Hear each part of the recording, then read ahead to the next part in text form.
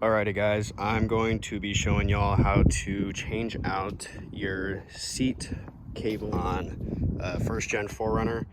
This applies to 85 to 89, I believe. Any first gen 4Runner that has this front sliding seat. Alrighty, so as you can see, I've already taken off these plastic trims right here. There's this big main one that just bolts on right here. There's 3 screws, actually 4.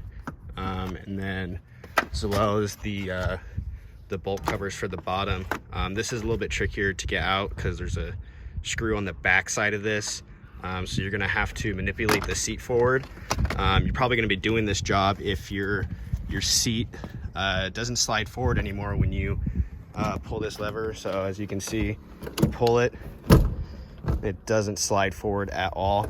So if your seat stopped working, it's most likely this cable tie right here. You can buy these from Toyota directly. I got mine at my local dealership in Sacramento. It was about $72 ordering it in from them directly. Online, I think it's around $45 or so. And then part number for that is right here if you want to write that down. So to do this job, all you're going to need is 2 10 millimeter wrenches. I just got one regular one and then a ratcheting one to undo the locking nuts on there, and then a 14 millimeter socket for the seat bolts. So I'll go ahead and show you how you get those off. Since the cable is broken and the seat won't slide forward, it's going to be nearly impossible to get these back bolts undone first. So to get the seat to slide forward, pull the seat forward, and if you look underneath, you can see, well, mine's already broken right there. There's another one that goes to there.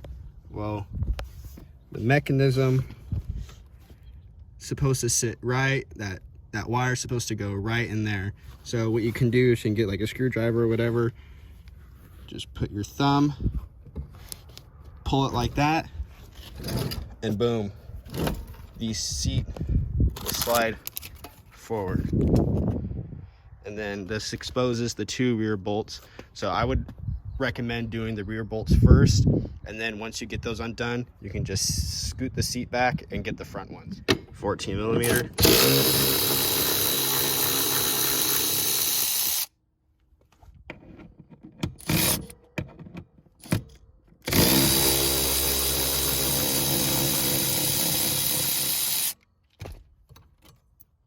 Two bolts right there, done. And then just kind of carefully slide it back forward. Just slide it back, and then you can get your front runs right here.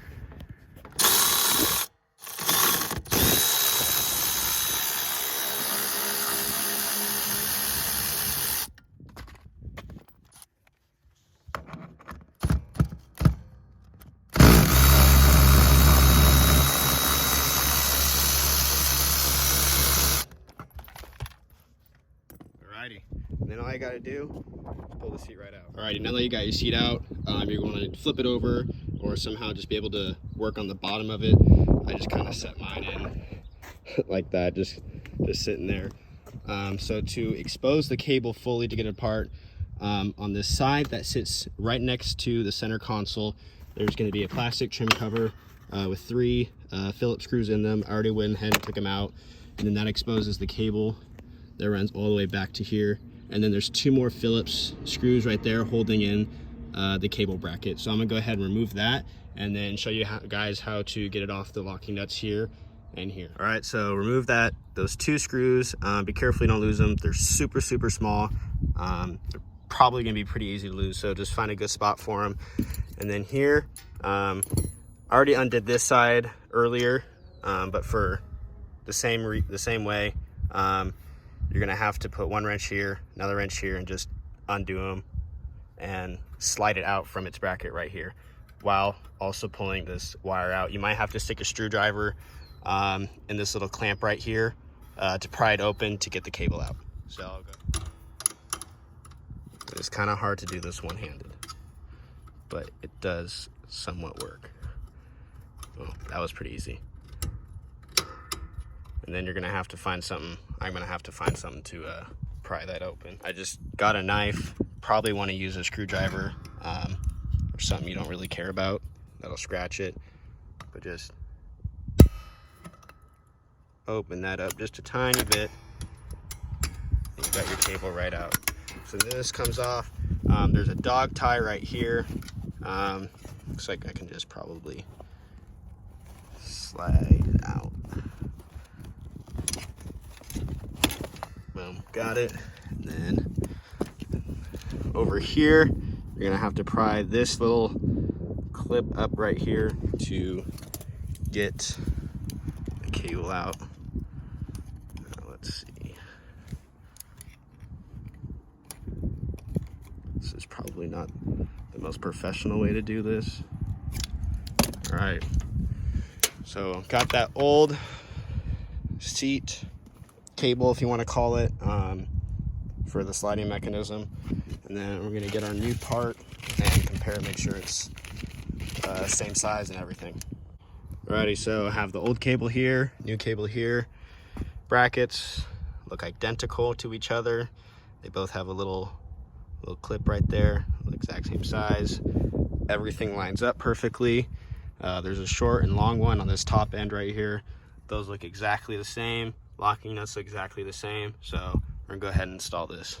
All right, I'm gonna try and do this one-handed again, see how it goes. So take the single end of the cable here. Gonna wanna get it lined up here as well.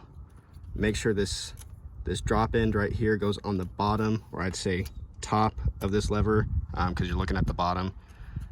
And then you're gonna put this little lead ball in right behind there, and then crimp that that little lip down back on itself to keep the ball from sliding out.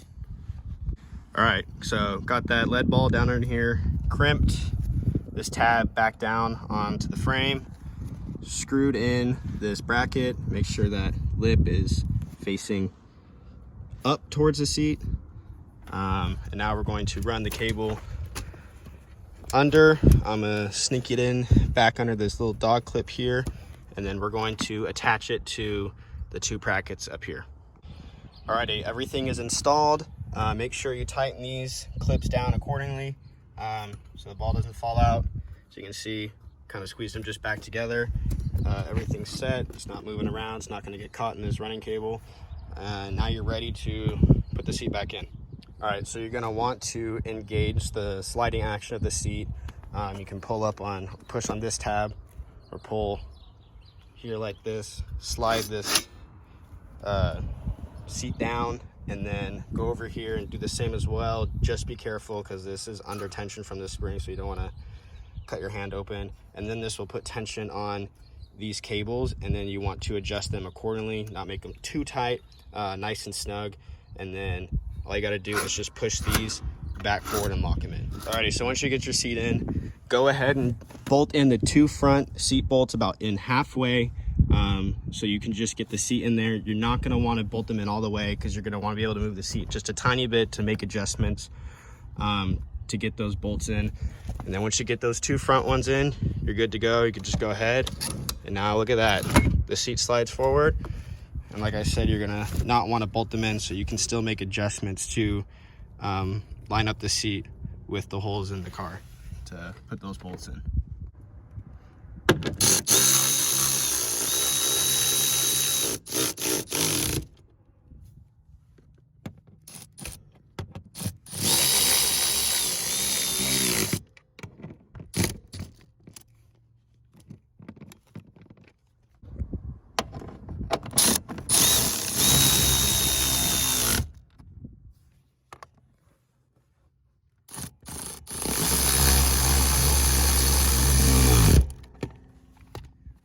When you tighten them down, don't need to go crazy. This little Milwaukee impact does a great job.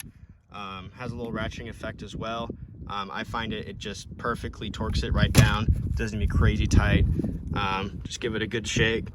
It's not going anywhere. All right, now that the seat is all put in, we're ready to go, and we can go ahead and put these plastic trim pieces back on. We're all set. Got the trim pieces back on. Just a quick reminder, so if you're starting like this at the beginning of the project to get the cable tie out to replace it, just keep note, you're going to want to undo this handle right here, slide it off, and then once you undo this bracket, it's going to have to slide through right here, and you just slide it out this way, and then this one, and you're all set to go. And then you can just go forward with the process. So here we have it. Seat is working great now, smooth as butter.